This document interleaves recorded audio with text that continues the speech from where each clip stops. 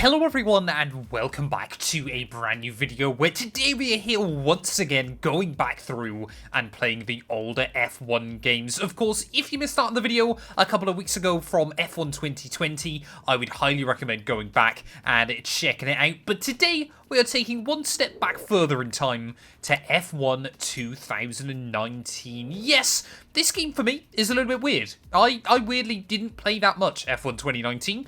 As is clear by the fact that even in career mode, whereas on F1 2020 I did 7 seasons, in F1 2019 I only ever did 3. We'll kind of get into why that was as we go through this video. But of course, if you're enjoying this series where we go through and play the classic F1 games, please do make sure you get yourself subscribed to the channel. We are getting quite close to 140,000 subs. Obviously, we're getting very, very close to 2025 as well. So any help is greatly appreciated as we head into the new year. But yeah, this was what I'm dubbing my lost F1 game. Yeah, so it's I genuinely don't really remember anything about F1 2019. Now, the real life season was a little bit boring, to be honest. Of course, we've come off 2 dramatic years of Ferrari versus Mercedes, obviously Hamilton versus Sebastian Vettel.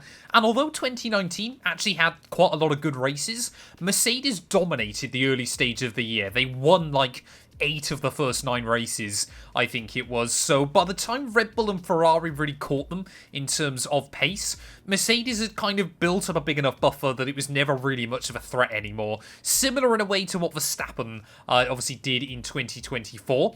I'm now aware that I'm recording this 3 races before the end of the year, so if by some shock Verstappen hasn't won the title, then I look like a bit of a fool. But yeah, this game did add quite a few interesting features. I believe it might have been the first F1 game to feature the F2 cars. It might have been 2018. That had the F2 cars. But yeah, obviously we've got the 2019 cars as you would expect. We've got another Classics roster as well. And then, of course, the F2 2018 and 2019 lineup. Are there any cool names that I remember from this? Of course, you got Lando Norris's car, George Russell's car, obviously, from 2018, and Alex Albon's. Russian Time is certainly not a name now that would fly in Formula 2 or any other racing series for that matter. But again, the F2 cars, I always thought looked really cool throughout these years. I believe it was the debut season as well, wasn't it, for Mick Schumacher in FIA Formula 2, and I must admit, I did like those old Campos and the MP Motorsport cars as well there. In terms of classics, what do we have inside this game? We had... Oh, this was the game with more of the older classic cars. Obviously, for 2020, they only really go from the MP44 onwards, so 1988. You can see in F1 2019, we have the Lotus 72D, the 1976 Ferrari and McLaren. So obviously, this was the Hunt versus Lauda era in the sport. I believe this was Mario Andretti's title winner from 1978, and then the Gilles Villeneuve car of 79. I think I'm going to have to give that a go in this video as well. Of course, you got a couple of the earlier McLarens. There is, of course, the MP44, and then obviously we've got the 1990 Senna versus Prost cars once again there. The MP4-6 of 91, and then, of course, the Williams as well there. The McLaren that Mika Hakkinen took to his first world title. The F2003. Weirdly, again, I swear more of these games had the F2002 than clearly I remember, and I'd forgot that this game actually had all 3 of the 2020 F1 cars, sorry, 2010 F1 cars as well there. So yeah, this game had more of the classics than I thought it did. It's got a nice variety. Of course, it's missing some of the cool ones that we got with F1 2020. But yeah, I think it's got a pretty good collection all in all. So yeah, I think we'll just quickly do a couple of laps here in Gilles Villeneuve's 79 312 T4, because this thing, it might divide opinions, but I think this thing is beautiful. So in terms of tracks then as well, obviously we did have these short circuits in F1 2019. Bahrain short, Britain short, obviously Kota, and the last one being Japan, of course. Did we have any other cool tracks though? 2019 was a bit of a weird year for Formula 1. It really didn't feel... yeah, we didn't really get anything particularly special inside the game. Hockenheim! I completely forgot, obviously, Hockenheim was still on the calendar. That crazy race that obviously Verstappen went on to win when Mercedes had some truly terrible pit stops. You know what? We'll go here. Well, maybe I should have gone through the games in the correct order, because, yeah, it's kind of a bit weird, obviously, going through features that appeared on the game beforehand as well there. But, you know what, we need cockpit cam for this, don't we? If we're going to do this car justice, we need to get into that cockpit cam. I mean, look at that dash. Certainly very, very different to a modern-day Formula 1 car as well there. But, yeah, these old cars were so fun to drive. I should have mapped my sequential shifter to this, actually, I reckon, and had even more fun, or even a H pattern, trying to throw this thing up and down through the gears as well. But yeah, 2019, I guess obviously if we're going through these games this way round, obviously it was kind of a decent stepping stone towards F1 2020. It had quite a few problems in kind of like the glitches and things like that. But, you know, for a lot of people as well, obviously in the early days of COVID before 2020 released, you know, it did kind of, you know, it was still a decent enough game to play for a lot of people for a long time. I forget how bad the brakes are on these old school cars as well, of course. The big difference between obviously this and 2020, which I think is why people love F1 2020 so much, was obviously the addition of the My Team career mode, and that really did kind of revitalize the series as well. It kind of felt like by the time we got through 2019, yes, we were getting more and more classic cars. Yes, we were getting a few other refinements here and there. But ultimately, you know, the game was starting, you know, they were starting to feel a bit too samey-samey. It had been a long time, obviously, since career mode had been revamped in F1 2016. And it's kind of what we always find with the F1 games. They kind of bring out a new feature. It's very, very cool for a couple of years. And then it kind of just starts getting a little bit stale, and some of the other gremlins that come up keep cropping up and things like that. I'm hoping, therefore, that means that F1 25 is going to see some big career mode changes.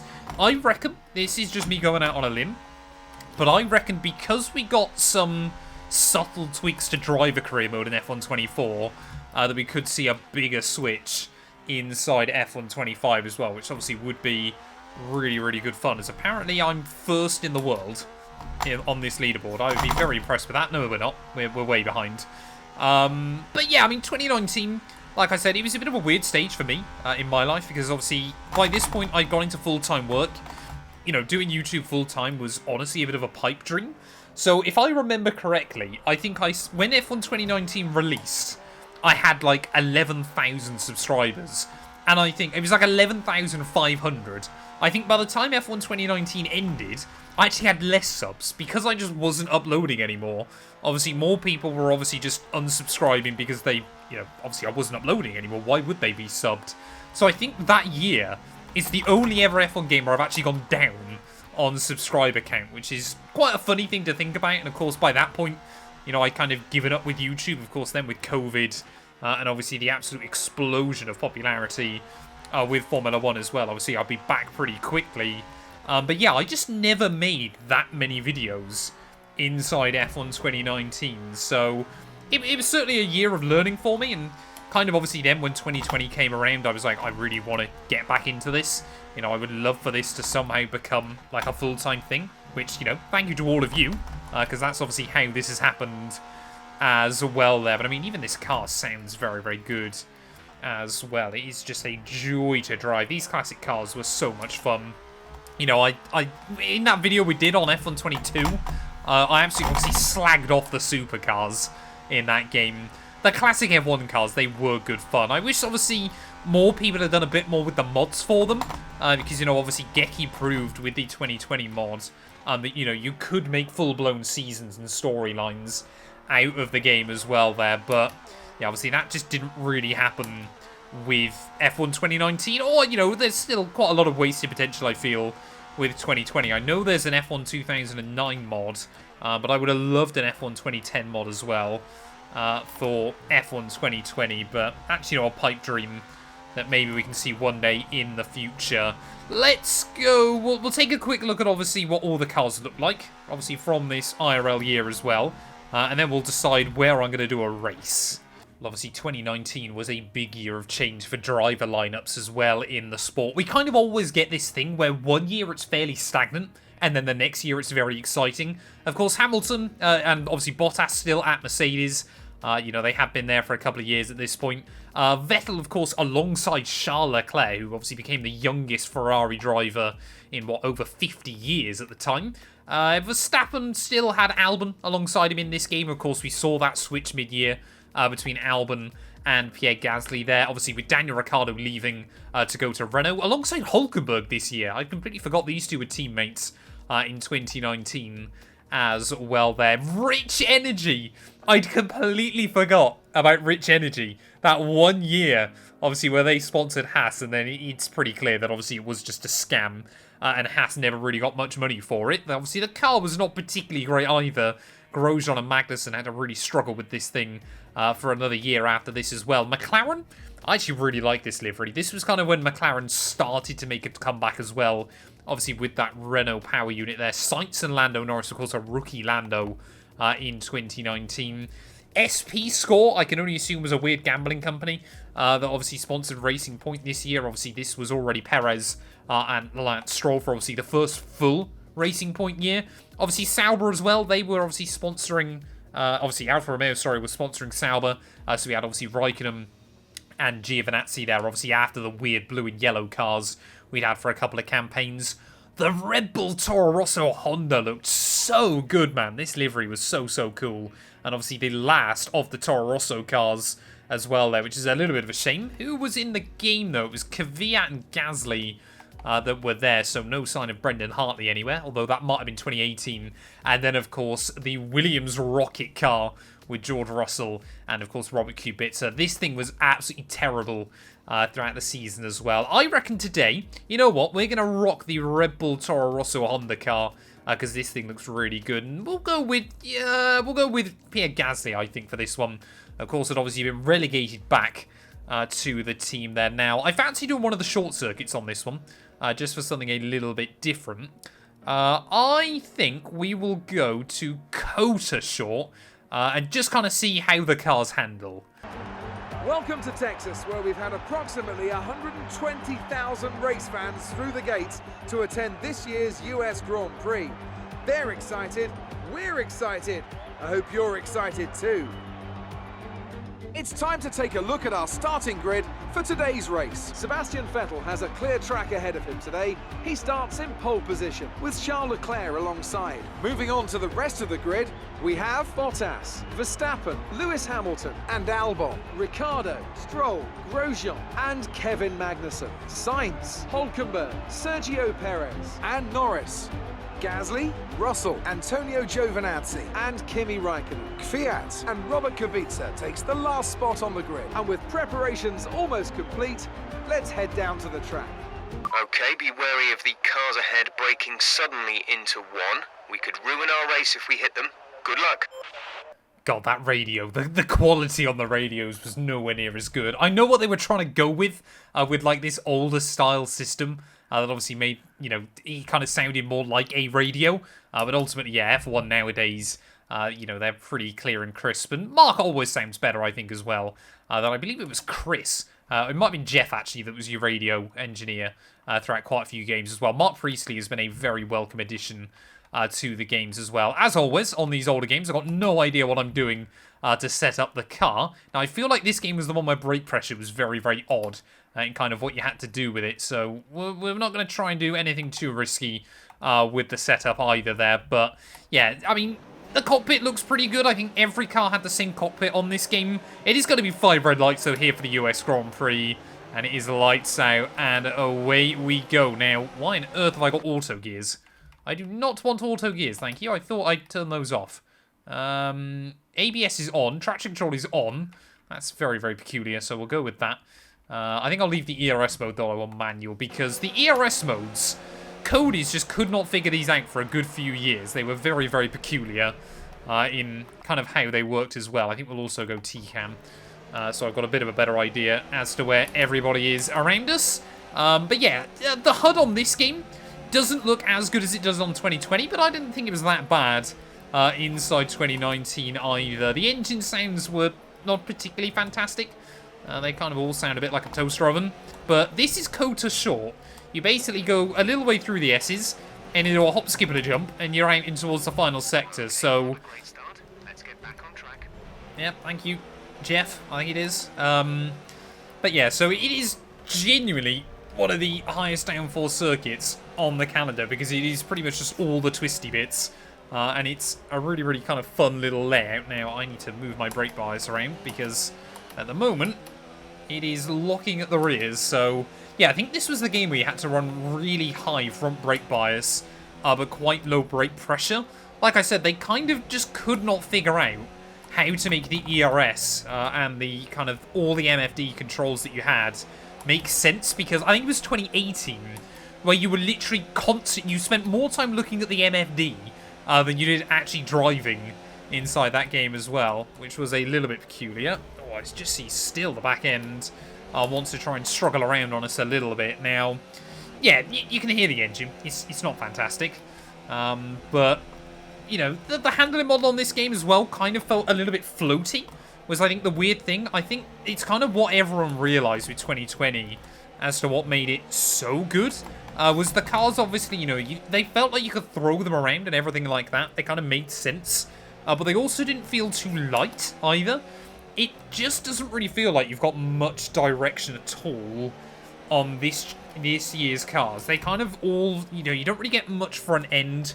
You don't really kind of feel what the car's doing, and I think they were trying. Of course, this year's cars were meant to be slower than the 2018 cars. They didn't really work. They ended up being, I think, pretty much the same pace as the year before. So they tried to kind of peg back the speeds a bit, and it hadn't really worked out the way they wanted to. So Code is obviously, you know, kind of trying to model that game and kind of how that system would work.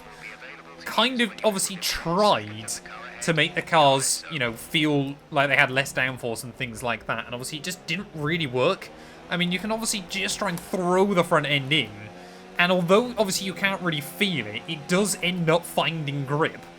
Which is obviously, yeah, just a little bit weird, because it kind of left you in a situation where quite often you were just trying to throw the car into a corner, knowing at some point it was going to bite, but you just didn't really know where and when it was going to bite and how well it was going to bite either there, as we'll try and have a bit of a send down the inside of our teammate Danny Kvyat. Track limits, of course, this was pre-2021, so track limits were less enforced than they are now, so I'm going to claim that as to why I might end up being a little bit all over the road there. But you see what I mean? Just through those corners, you kind of tip it in, and it just washes out underneath you. It just really, really struggles. I mean, through there as well.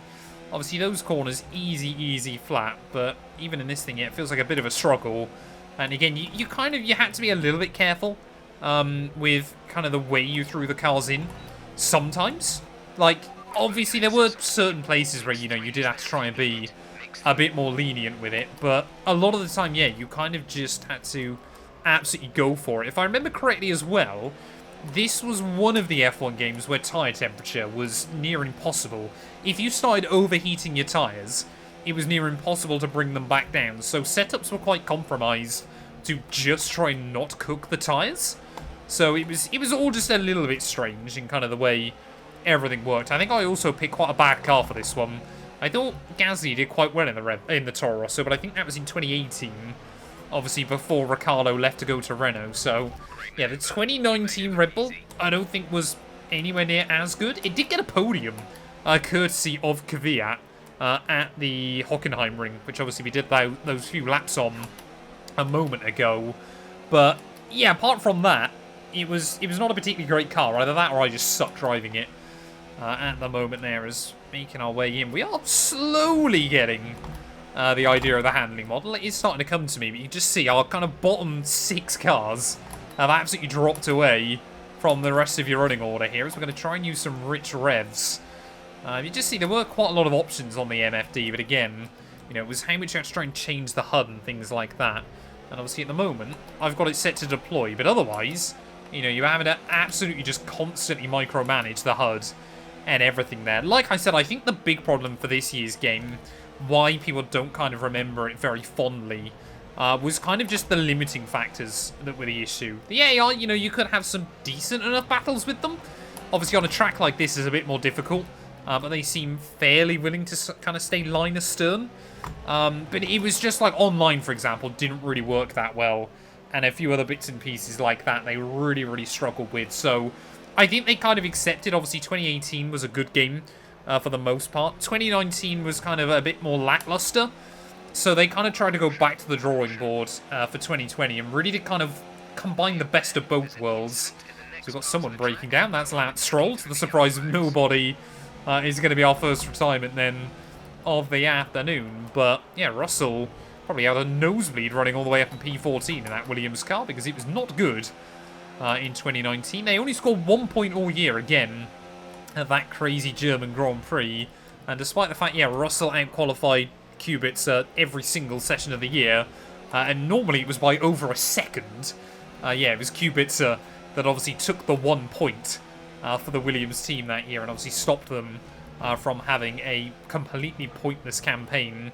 I believe it would have been their only ever pointless campaign had it happened in the end, because of course, yeah, they did score a few points in 2020 as well there. But yeah, like I said, obviously, there were just quite a few glitches, I think was the big thing with this game. And, you know, quite a few limiting factors. People don't like having to manage their tyre temperatures and things like that all the time.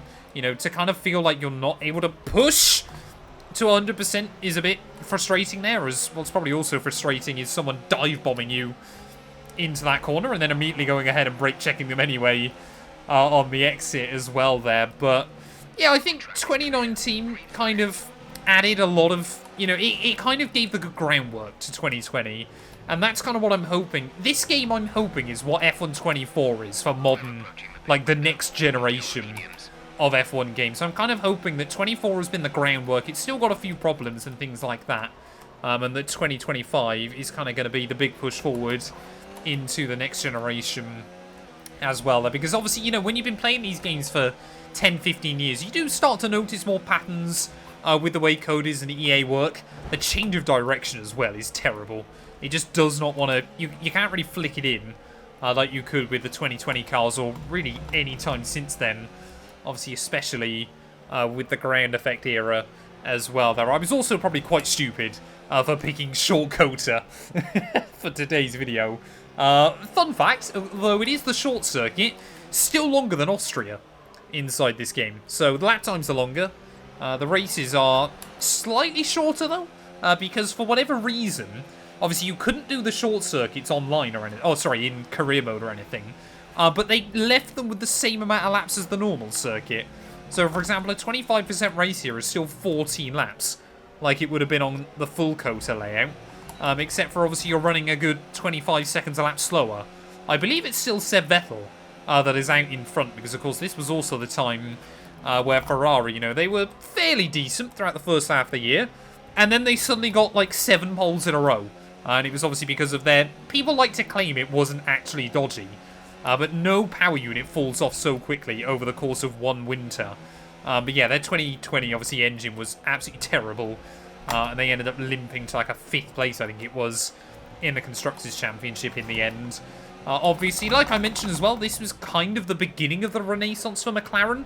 Obviously, they'd left Honda at the end of 2018, I want to say.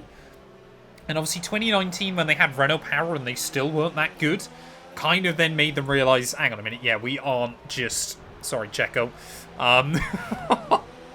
We just, you know, they needed to improve their systems and things like that. And of course, you know, that has just been a steady progress that we've seen right the way up until obviously the modern era in 2024. And well, like I mentioned in the intro, unless something crazy has happened since between recording this video and the end of the F1 year, obviously, yeah, they'll be going again in 2025, trying to fight for the World Championship there. Team want us in at the end of this lap. I believe this was also the last generation. Oh, no, this was already...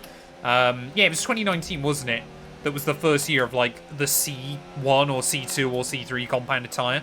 Obviously, we've gone away from, like, the ultra softs and things like that, and the hyper soft tyres and all that kind of thing from the couple of years beforehand as well. So yeah, this was, you know, just mediums or soft compound rubber as well. There is. I slacked off Haas for being terrible.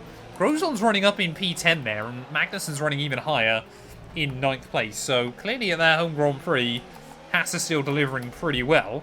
I also believe on this game, you had to really manage engine temperature. It was just a game where you had to manage a lot.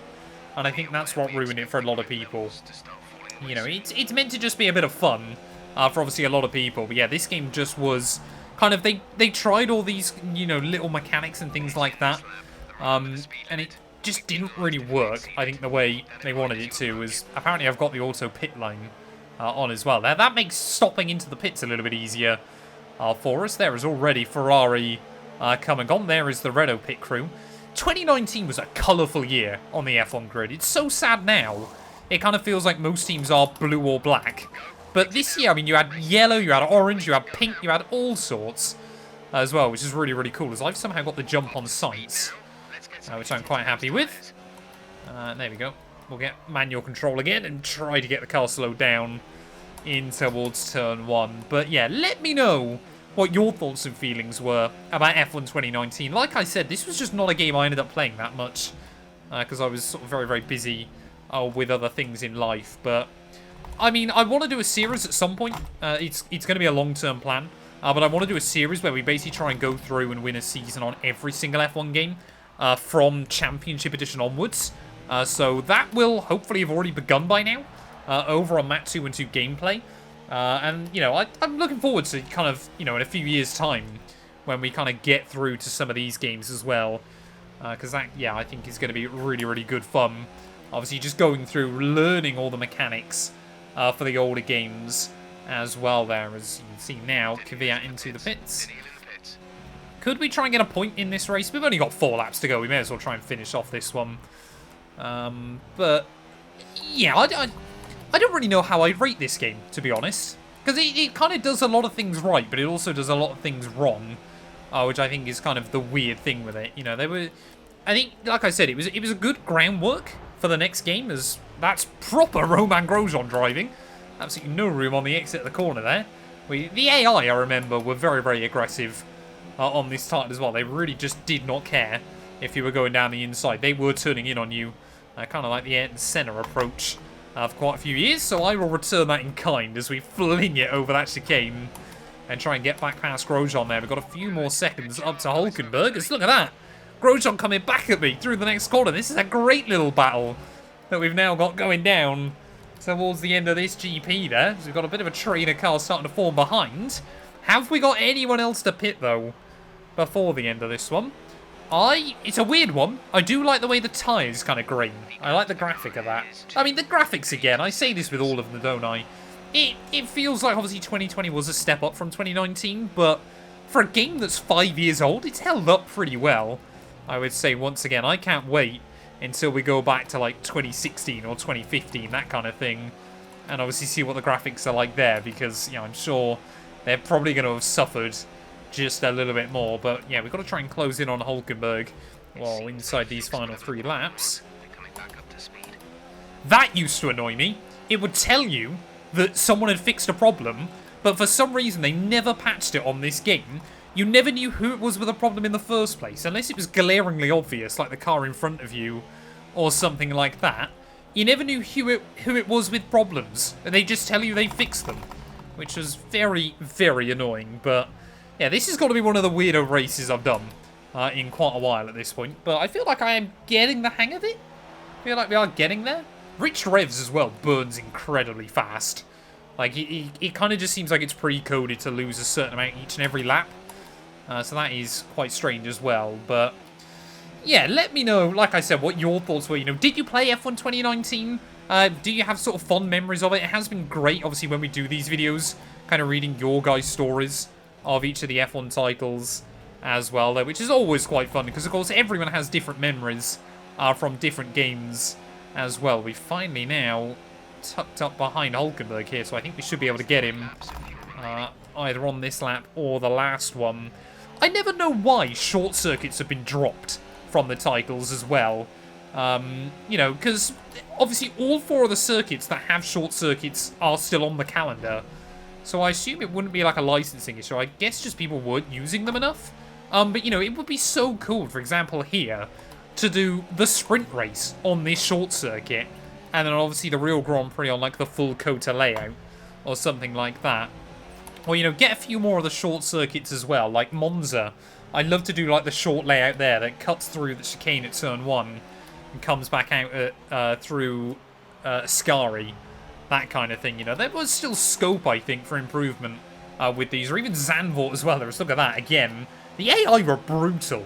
They would just not give you an inch if they didn't feel like it there. But one more lap to go then, here from this weird little race we've done at the Circuit of the Americas. Can we try and get Pierre Gasly a point for the, I almost called him V-Carb then.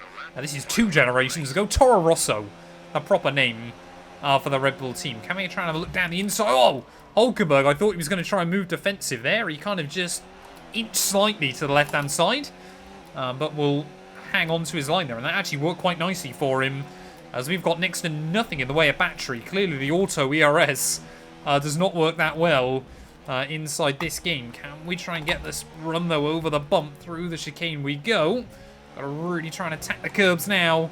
In towards these final few corners that open up the width of the circuit as best as we can. But I believe it's going to be Vettel that is going to take victory here.